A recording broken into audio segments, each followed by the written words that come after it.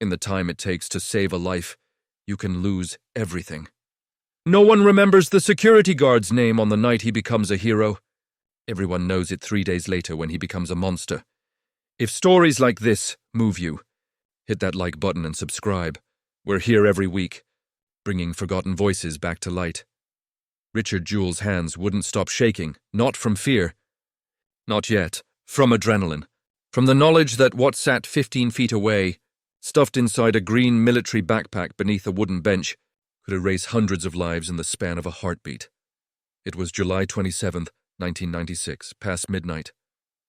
The summer heat still clung to Atlanta like a wet blanket, even at this late hour. Centennial Olympic Park had become a carnival of nations. Over 50,000 people packed shoulder to shoulder. Flags from every corner of the world waving in the humid breeze. Music pounding from the main stage where Jack Mack and the Heart Attack played a free concert celebrating the Summer Games. The air was thick with beer and sweat and fried food from vendor carts.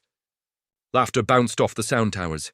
Somewhere deep in the crowd, a child sat on her father's shoulders, waving a sparkler that traced golden arcs against the night sky. Richard had been on his feet for 14 hours. His back ached. His uniform shirt stuck to his skin. But he didn't mind.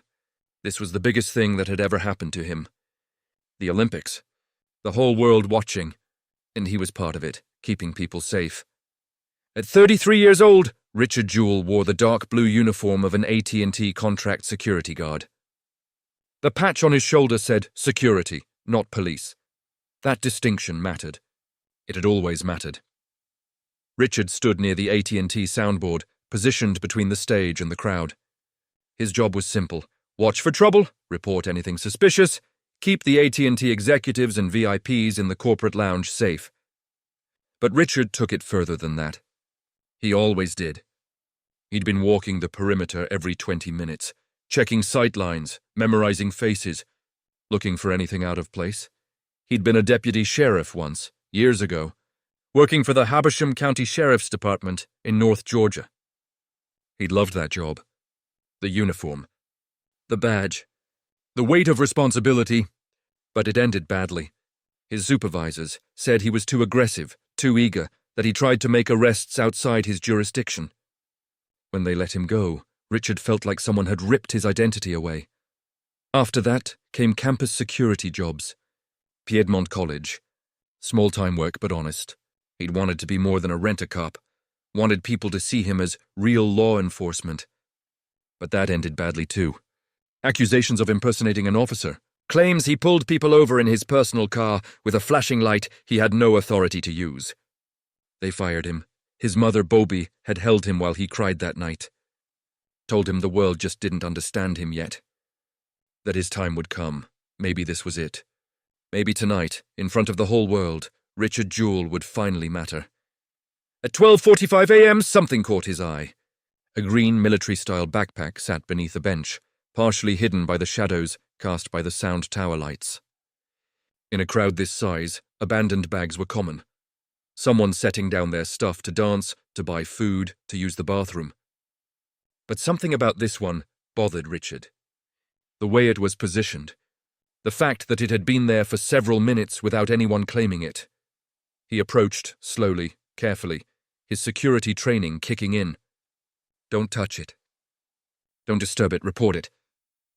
He spotted Tom Davis, a Georgia Bureau of Investigation agent, working plainclothes in the crowd.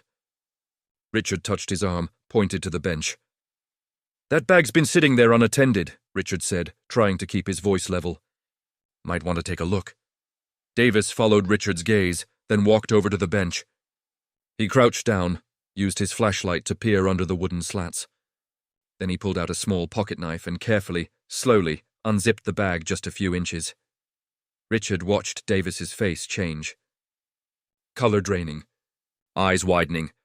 The agent's hand moved to his radio with the kind of speed that told Richard everything he needed to know before the words came out. We've got a suspicious package. Possible IED. I need EOD here now. And get these people back. Pipes, wires, nails. Later, investigators would determine the bomb contained 3 pipe bombs surrounded by masonry nails, designed to maximize human casualties. 40 pounds of destruction packed into a backpack someone had carried through security, through metal detectors, through the eyes of hundreds of law enforcement officers, and placed it right in the heart of 50,000 people. Richard's training evaporated. His instincts took over. He moved into the crowd without waiting for orders, waving his flashlight like a beacon, his voice cutting through the music. Everyone needs to move back. Clear this area. Get away from the tower. Move north, away from the stage. People turned to look at him. Some laughed, another rent-a-cop taking his job too seriously. Others grumbled about their view being blocked. A few shouted back at him to calm down, but Richard didn't stop. He couldn't. His voice grew hoarse as he pushed through the mass of bodies, physically pulling people away from the bench, from the bomb, from what he knew was coming. Sir, you need to move. Ma'am, please take your kids and walk that direction, now! Behind him, Atlanta police officers were arriving, helping with the evacuation. But it was slow, too slow. People didn't want to leave. The concert was still going. Why would they abandon their spot for some security guard's paranoia? Richard's shirt was soaked with sweat. His throat burned. He kept moving, kept shouting, kept pulling people back. Every second counted. Every foot of distance mattered. He didn't know when the bomb would go off, if it had a timer, if someone was watching with a trigger. All he knew was that he had to get these people away. By 1:20 a.m., police had managed to push back about 100 people, maybe 150. It wasn't enough.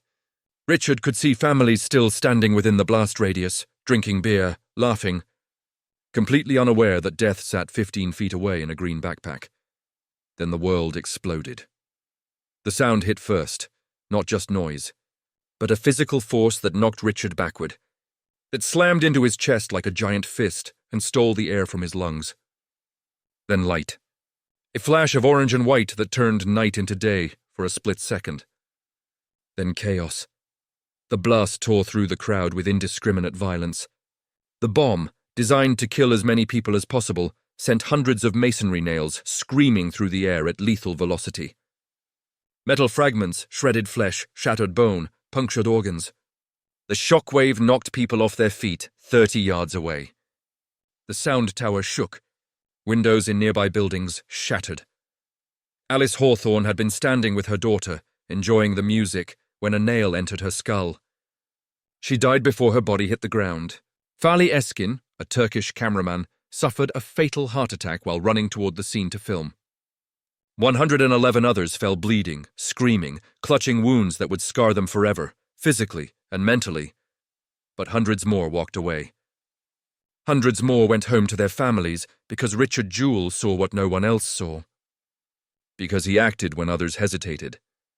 Because he understood that 15 feet and 90 seconds could mean the difference between tragedy and catastrophe. Richard spent the rest of that night covered in other people's blood. Helping the wounded. Directing paramedics. Blood on his hands, ringing in his ears. Doing exactly what he'd always dreamed of doing. By sunrise, the world knew his name, Richard Jewell. The security guard who saved lives. But the world didn't know yet that his name would soon mean something else entirely. The headlines called him a hero. CNN ran his face on a loop. NBC interviewed him in his small apartment, the one he shared with his mother, Bobby, in a modest complex north of Atlanta. Print reporters camped outside his door, notebooks ready, cameras flashing. Every outlet told the same story. The vigilant guard who spotted the bomb, who cleared the crowd, who was the reason families still had their loved ones. Richard gave interviews, awkward but earnest. His southern drawl thickened when he was nervous. "I was just doing my job," he kept saying, rubbing the back of his neck. Anyone would have done the same thing, but not everyone would have.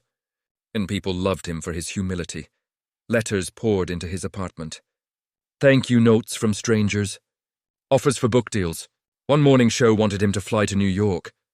A talk show producer called about a possible documentary. Richard sat at his kitchen table, reading each letter carefully, his mother watching with tears in her eyes. Bobby Jewell had raised her son alone after his father left. She'd worked double shifts to keep food on the table, watched him struggle through jobs that never appreciated him, Heard him cry after he was fired from the sheriff's department for not fitting in. Now, finally, the world saw what she'd always known. Her boy had a good heart. For 72 hours, Richard Jewell was untouchable. A national hero, the man who stopped a terrorist. Then came the phone call that shattered everything. July 30th, 1996. 3 days after the bombing, Bobby answered the phone that morning, a reporter from the Atlanta Journal-Constitution. He asked to speak with Richard. When she asked why, the man hesitated, then said, "We're running a story this morning. I think Richard should know." She handed the phone to her son. Richard listened, his face draining of color with every word. When he hung up, he turned to his mother, your voice barely above a whisper. "They think I did it." The Atlanta Journal-Constitution's front page hit newsstands that morning with a headline that would haunt Richard Jewell for the rest of his life. FBI suspects Hero Guard may have planted bomb. The article cited unnamed law enforcement sources. It described Richard as fitting a profile, the overzealous wannabe cop seeking glory. The man who plants a bomb so he can heroically discover it. The story mentioned his checkered employment history, his failed attempts to become a real officer, his eagerness for attention. Within an hour, every network picked up the story. By noon, Richard's face was on every channel, not as the hero this time, but as the suspect. FBI agents arrived at his apartment complex with search warrants. Camera crews followed. Helicopters circled overhead. Richard and Bobby watched through their living room window as agents carried boxes from their home. His work uniforms, personal notebooks, family photo albums, even his mother's Tupperware. The search lasted 5 hours, broadcast live on national television. Reporters shouted questions from the parking lot. Neighbors who'd congratulated him days earlier now watched through blinds, suddenly afraid. Bobby Jewell couldn't take it anymore. She walked outside, tears streaming down her face, and faced the cameras. "My son is a hero," she said, voice shaking. "He saved lives. And now you're destroying him." The cameras kept rolling. The questions kept coming. The machine had started, and once it starts, it doesn't stop. The FBI never arrested Richard Jewell. They never formally charged him with anything. But for 88 days, they treated him like a convicted terrorist, and the distinction between accusation and conviction ceased to exist in the court of public opinion. 2 black sedans followed him everywhere. Not even trying to be subtle. The agents wanted him to know they were watching. When Richard drove to the grocery store, they parked across the street and waited. When his mother drove to work, they followed her too. When he checked the mail, they photographed him through telephoto lenses from unmarked vans. The FBI interviewed everyone Richard had ever known. Former employers who'd fired him. High school teachers who'd taught him 20 years ago. Distant cousins who'd seen him at family reunions. College roommates from his brief attempt at higher education. The same questions, over and over, designed to build a profile of a bomber. Was Richard angry? Did he have grudges? Had he ever talked about violence? Did he seem obsessed with attention? Did he have the skills to build a bomb? Did he seem like someone capable of murder? Most people said no. Richard was awkward, sure. Overeager, definitely. But violent? Murderous? No, that wasn't Richard. But the FBI kept digging, kept asking, kept looking for the crack that would prove their theory. The media became his judge, jury, and executioner. CNN ran segments every night, bringing in former FBI profilers to analyze Richard's behavior during interviews. They pointed to the way he fidgeted, the way he wouldn't make eye contact, the way he answered questions defensively. All signs, they said, of guilty behavior. One psychologist appeared on network television and explained how failed law enforcement types often commit crimes to feel powerful, to finally be taken seriously. The host nodded thoughtfully, then cut to footage of Richard's apartment being searched. His possessions carried out in evidence boxes for the world to see. Newspaper columnists wrote op-eds with headlines like "Portrait of a Bomber" and "When Heroes Become Villains." They dissected every job Richard had ever held, every mistake he'd ever made, every complaint ever filed against him. One article described how he'd been obsessed with police work since childhood, how he'd desperately sought validation his entire life. The implication was clear. He planted the bomb to become the hero he could never be legitimately. Saturday. Night Live did a sketch where an actor playing Richard nervously stammered through an interview while FBI agents searched his mother's underwear drawer in the background. The audience laughed. Late-night hosts made him a regular punchline. Jay Leno. The FBI says Richard Jewell fits the profile of an Olympic bomber. Apparently the profile is gets winded walking to the mailbox. Richard watched it all from his apartment. He couldn't go outside anymore. The reporters never left. They camped in the parking lot with cameras, waiting for him to break, to cry, to do something they could capture and broadcast. When he tried to take out the trash, microphones were shoved in his face. Richard, did you plant the bomb? Richard, why won't you talk to us? Richard, are you guilty? He gained 40 pounds in 2 months. Stress eating, his mother called it. He'd sit on the couch at 3 a.m, eating cereal straight from the box, watching CNN replay footage of his apartment being searched for the 100th time. Bobby would wake up and find him there, glassy-eyed, numb, the evidence against him. Nothing, not a single piece of physical evidence connected Richard to the bomb. No fingerprints. No DNA, no purchase records for pipes or gunpowder. No tools in his apartment that matched the bomb's construction. No witnesses who could place him near the backpack before he discovered it. No communication with accomplices. No motive beyond the profile, but the profile was enough. The wannabe cop. The attention seeker. The loser who'd been fired from every law enforcement job he'd ever held. The man who'd do anything, even kill, to finally be somebody. Richard stopped bathing regularly. Stopped shaving. His mother would beg him to shower, to eat something besides cereal and frozen dinners, to talk to her.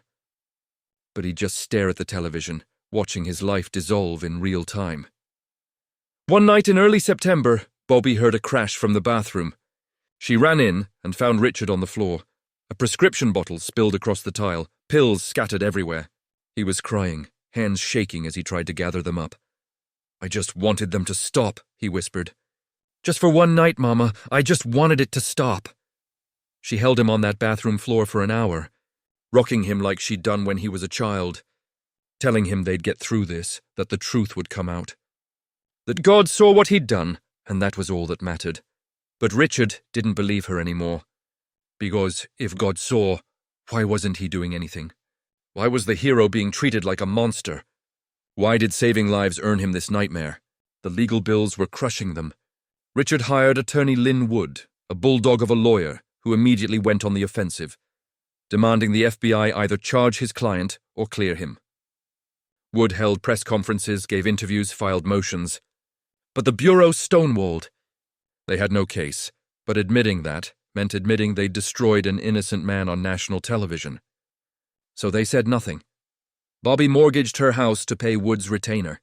She sold jewelry, the necklace her mother had given her, the ring from Richard's father before he left, her wedding band.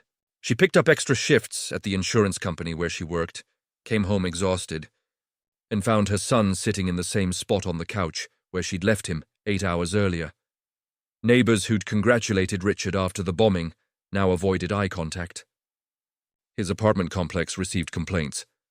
Other tenants didn't feel safe knowing a suspected terrorist lived there. The management company gently suggested Richard might want to find somewhere else to live. He'd saved hundreds of lives. And his reward was watching his entire existence crumble while the world cheered. Meanwhile, somewhere out there, the real bomber was watching and laughing. By October 1996, cracks began forming in the FBI's narrative. Forensic tests came back negative. And no explosive residue in Richard's apartment. No chemicals in his car. No tools matching the bomb's construction. Polygraph tests showed he was telling the truth. Behavioral analysts quietly admitted he didn't actually fit the profile they'd leaked to the press. The investigation had moved on to other suspects, other leads, but publicly the FBI refused to exonerate Richard. To clear him would mean admitting they'd been wrong, that they'd leaked his name to reporters before having evidence, that they'd destroyed a man's life on a hunch, so they stayed silent, and Richard stayed in limbo. Then on October 26th, 1996, 88 days after his name was leaked, the Justice Department made a decision. Unable to build a case, unwilling to endure more criticism, they sent Richard's attorney a letter. It was formal, bureaucratic, cold. Richard Jewell is not a target of this investigation. Not an apology. Not an exoneration. Just a technical statement that he wasn't being investigated anymore. After 88 days of surveillance, humiliation, and public destruction, Richard got a form letter that didn't even use the word innocent. The news barely registered. A few outlets ran small stories on inside pages. No front-page headlines. No primetime apologies. The man they'd called a bomber was quietly unpersoned, left to rebuild a shattered reputation without acknowledgement of what had been stolen. Richard tried to move on. He sued several media outlets for libel. NBC settled quickly, paying an undisclosed sum and issuing an on-air apology. CNN followed, but the Atlanta Journal-Constitution refused, arguing their reporting was accurate. They'd reported what the FBI suspected, not that Richard was guilty. The legal battle dragged on for years. Richard won some fights, lost others. He took security jobs under different names, moved away from Atlanta, tried to disappear into the anonymity he'd once desperately wanted to escape. But the story wasn't over, because the truth was still out there, waiting. January 2003, 7 years after the bombing. Eric Robert Rudolph was arrested behind a grocery store in Murphy, North Carolina, scavenging food from a dumpster. He'd been on the FBI's most wanted list for years, a survivalist, an anti-abortion extremist who'd bombed clinics, a lesbian nightclub, and one other target investigators were about to confirm, Centennial Olympic Park. July 27, 1996, Rudolph confessed to all of it. He described building the bomb, planting it under the bench, walking away before it detonated. He chose the Olympics because he hated what he called global socialism. He had no idea who discovered the bomb. Didn't know Richard Jewell's name. Didn't care. When word reached Richard, he was working as a police officer in Luthersville, Georgia. A small town. A real badge. The dream he'd chased his entire life, finally achieved in the shadow of the nightmare. Reporters tracked him down for comment. Richard's response was measured, calm, no bitterness in his voice. "I'm just glad the truth is out," he said. "I hope this brings the victims' families some peace, no rage. No, I told you so. Just exhaustion." In 2006, Georgia Governor Sonny Perdue publicly commended Richard for his actions during the bombing. A ceremony, a plaque, an official thank you for saving lives. 10 years too late, because by then, Richard's body was failing. The stress of those 88 days had taken a toll his doctors couldn't reverse. He'd developed diabetes. His heart struggled under the weight he'd gained during the months he couldn't leave his apartment. His blood pressure was dangerously high. On August 29, 2007, Richard Jewell died of heart failure at his home. He was 44 years old. The hero who saved hundreds of lives lived just long enough to be proven right. But not long enough to heal. Bobby Jewell outlived her son by 8 years. She spent them fighting for his memory, giving interviews, demanding accountability from the institutions that destroyed him. "They took everything," she told a reporter in 2010, her voice still raw with grief.